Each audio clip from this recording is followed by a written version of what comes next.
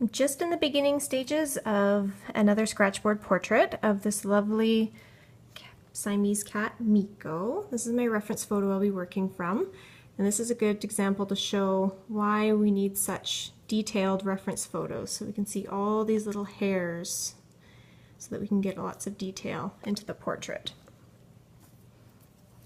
So I'm paying attention to not only the length of the hairs, but the direction that the hairs are going in at this point. This is going to be a full color scratchboard portrait, which means I'm going to be adding in inks and then re-scratching over them, and then relayering ink and scratching it off again. If I was just doing this as a black and white portrait, I'd be taking a slightly different approach and paying more attention to my light and dark values at this point. But right now I'm more interested in just getting it roughed in, getting all the hairs in the right direction so that we can start adding in the color.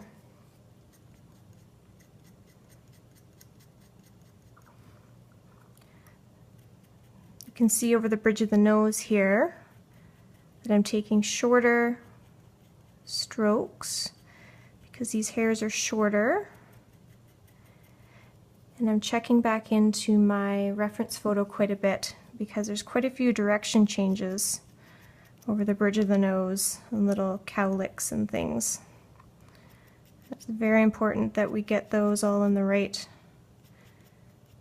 places.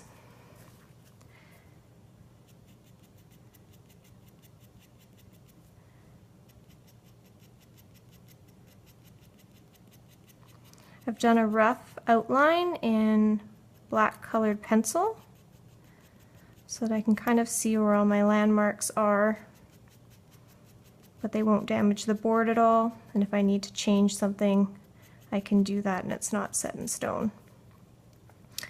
Currently working with just a normal X-Acto blade,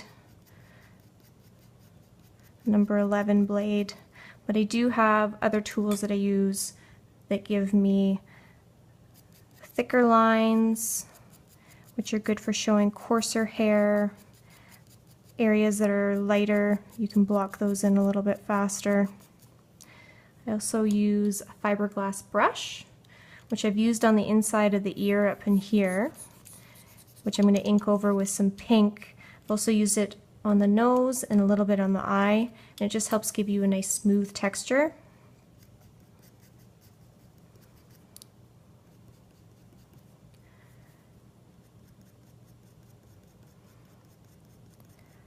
You'll notice I'm not going in the same straight direction. I'm kind of doing little X's and crossing, which helps give you the nice hair texture. Because the hairs don't really lie in one direction, they kind of overlap each other.